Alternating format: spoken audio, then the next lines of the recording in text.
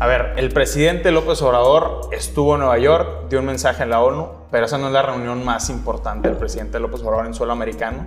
Es la que va a tener lugar el 18 de noviembre en este encuentro trilateral con el presidente de Estados Unidos, Joe Biden, y con el presidente de Canadá, Justin Trudeau. Entonces, a ver, ¿a qué va López Obrador a Washington en un momento en que está cuestionadísima su reforma eléctrica, tanto por el embajador de Estados Unidos en México, Ken Salazar, como por el propio Departamento de Energía y el propio Departamento del Estado, que todos han emitido documentos importantes. Y los 40 legisladores que firmaron. Y los 40 legisladores que firmaron.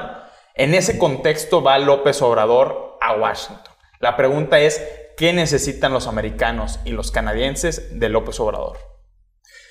Yo creo que se da en un contexto bien interesante. El presidente muy orondo con su popularidad a la alza, ¿sí? En esta última encuesta que se realizó. Y que contrasta con Biden. Con Biden. El presidente Biden en sus números más bajos. Y el tema que más está pegando ahorita es migración. Obviamente está COVID, está recuperación financiera.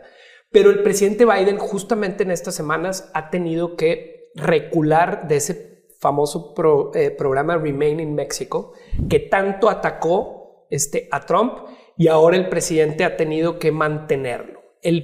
La presión electoral del presidente es muy fuerte para los hispanos. Entonces, creo que en esta ocasión la visita... Un dato nada más puntualmente sobre eso, los hispanos que cada vez más votan por el Partido Republicano. Aquí el punto es, los mexicanos no es que quieran a Biden, al contrario, son más republicanos, no quieren los programas de migración, de apertura de fronteras. Entonces, hay un intrínculis ahí interesante. Otro tema muy importante, pues, creo que en esta reunión hay toma y daca de los dos, ¿no? En una parte están las vacunas, que Estados Unidos, pues, le debe México en la parte de las vacunas. El tema del fentanilo. Hay una crisis de salud importantísima con esta droga 50 veces más poderosa que la heroína. Hay una mega crisis de sobredosis de fentanilo en toda la juventud. Se está dejando por semana, Alejandro, entre 8 y 14 jóvenes muertos. Es impresionante. Creo que ha habido pocas veces en este sexenio que hemos visto la agenda tan cargada. Es demasiado cargada como para un presidente que es la segunda vez que viaja. A ver, yo quisiera retrotraerme un poquito primero para entender el viaje del presidente de Naciones Unidas. Sí. Es decir, es un viaje que el presidente hubiera querido quizás no hacer, porque ya lo hemos dicho muchas veces, el presidente no es afín o afecto a salir del país. Él se siente bien en su ambiente, que es el Palacio Nacional, en su ambiente que es Oaxaca, Chiapas, Veracruz, los lugares donde la gente tiene altísima popularidad y lo vitorean porque el apoyo económico está ahí presente. Dicho eso, hay que reconocer que por lo menos en mi opinión personal, en mi análisis personal, al presidente no le fue nada mal en las Naciones Unidas. ¿Por qué digo eso? Porque todos estamos esperando quizá una mañanera neoyorquina, ¿sí? Con altibajos, con grises, negros, blancos, y fue un tono bastante consecuente con un planteamiento que no le pueden refutar, que es, ahí está, y no se le puede echar en cara, que es, tenemos en el mundo, no en México, en el mundo, que cerrar la brecha de la desigualdad. La pregunta es ¿cómo? Bueno, pues el presidente López Obrador fue a su estilo, planteó esta idea de los famosos 4% de las empresas y el 0.2% del PIB del grupo de los 20. Bueno, es un punto inicial de discusión, pero plantó en medio. Alguien decía que, cuidado, porque Rusia ya le puso un pero. No, por supuesto que Rusia, Estados Unidos y muchos de los países ricos van a decir, no queremos. Pero detrás de eso hay una cola, por lo menos hasta el miércoles en la noche, de 47 países que decían, señores, la agenda planteada por López Obrador es correcta, discutámosla. Porque la seguridad no implica nada más armas. Está bien lo que dijo el presidente. La seguridad implica, el meter armas a esta ecuación tiene que ver con la necesidad de conquistar lugares, de hacer invasiones, etcétera. Bueno, vamos a traer primero tranquilidad en el planeta en cuestión de bienestar social. y ya luego se pelean si quieren con armas. Creo que lo hemos dicho mucho en Código Magenta y tú, Ramón, el diagnóstico del presidente es el correcto. Claro. Como ideología, como el peso y el capital que tiene político es totalmente correcto. Y creo que eso pinta al presidente. El problema es a la hora que se convierte en un estadista y en un administrador. Que pretende convertirse o que pretende. Ahí es donde vemos esa parte. Y creo que eso es mucho de lo que los críticos del discurso se centraron en esa parte. Muy bonitas ideas, pero ¿dónde está eso? No lo hemos visto en México. ¿Dónde está? Yo veo una señal o un guiño de López Obrador a la administración Biden. ¿Por qué lo digo? Porque se quiso insertar en un debate que ha sido prioritario en esta coyuntura para el gobierno actual de Estados Unidos, que es Tax the Rich. Claro. Comentaba un periodista norteamericano, dice... López Obrador no tuvo la misma resonancia que Alexandria Ocasio-Cortez cuando se puso su vestido en el Met Gala Tax the Rich, porque fue un discurso muy sobrio y muy puntual.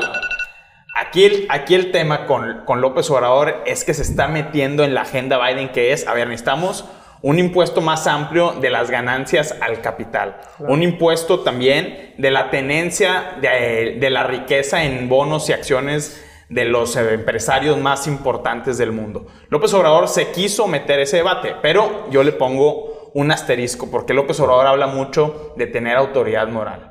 Y en México, a pesar de que este país es el que menos impuestos recauda de los países de la OCDE, recaudamos apenas el 16% del PIB, que es la mitad del promedio del G20. Los ricos, Rodrigo, son los menos taxados. Los ricos en México son los menos taxados. Entonces alguien decía, ¿por qué no empieza por su amigo y socio Carlos Slim? Excelente punto, excelente punto. Vale el punto. Yo nada más quisiera apuntar una cosa más. Cuando tú tomas ahorita la sorpresa que se dio hace un par de semanas, que salió en una medición mundial de liderazgos, segundo lugar después de la India, salió López Obrador. Sí, claro. Y Biden tres o cuatro lugares abajo, como en quinto lugar. Bueno, hoy, en esta cumbre que va a tener lugar el 19 de noviembre, vamos a encontrar un Biden que tiene la mitad en su país de la aprobación que lo que tiene López Obrador en México. Y Trudeau, que apenas sobrevivió su última elección. Así es. A ver, no quiere decir esto que López Obrador sea mejor que Biden, o que Biden sea peor, o que Trudeau sea peor. No, simplemente son las percepciones de sus públicos. El público no educado mexicano y bien refaccionado con sus dádivas. El público también norteamericano, que bueno, me extraña que no haya capitalizado Biden más toda esa reforma que está haciendo para apoyar más a las clases necesitadas, y se está quedando en 35, 40% de apoyos. Bastante bajitos para lo que está. Entonces, yo creo que si el presidente toma un poquito de valentía, el presidente López Obrador, un poco de valentía de su viaje a Nueva York, que repito, en el balance no es nada negativo, es positivo. Así es. Y eso lo traslada a llevar y hace caso a quienes seguramente les dijeron, seguramente el canciller, seguramente otros asesores adicionales que siguen estando ahí presentes, presidente, tranquilo.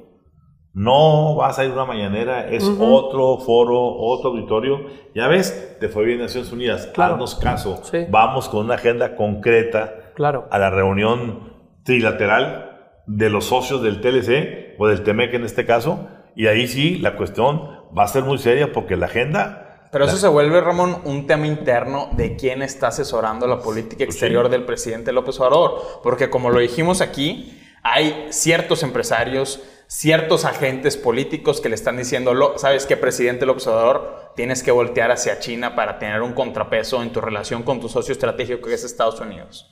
¿Quién le va a decir a López Obrador, toma la oportunidad del 18 de noviembre para sacar el mayor provecho de esa reunión con nuestro socio más importante en términos de seguridad, y que ya sabemos lo que nos van a pedir? Nos van a pedir cooperación de seguridad en el fentanilo, nos van a pedir blindar toda la parte de telecomunicaciones de las empresas chinas. Migración importantísima. Y asegurar también este acuerdo de libre comercio, el TEMEC, sobre todo en un momento en que el mundo atraviesa por una crisis en las cadenas de suministro que está impactando negativamente en la inflación de todos los países, y que eso tiene una sensibilidad política tremenda. Yo creo que el presidente hoy estaría escuchando, desde mi óptica, con diferentes perspectivas, a 3 personas para esas cuestiones. Una, Marcelo Ebrard, por supuesto, canciller, que fue, lo llevó y le dio la parte exitosa en Naciones Unidas. Claro. Seguramente ahí con Ebrard, lo que signifique Juan Ramón de la Fuente. Claro. Está Carlos Slim, que es uno de los que junto con Ebrard son muy pro equilibrio con China. Sí.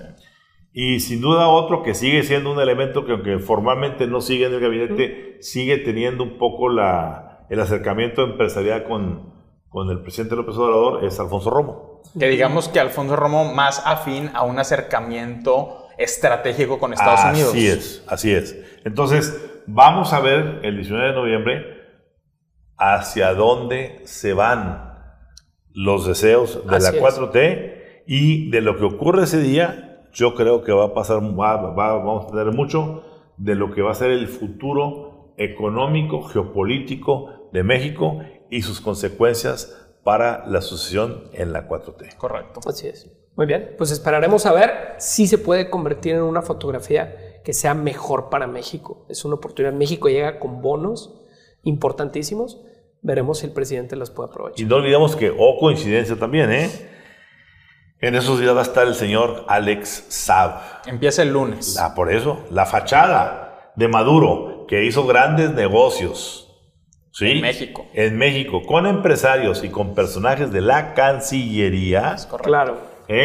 Va a estar eso ya sentado en el expediente. Vamos a ver qué va a pasar. Muy correcto. bien.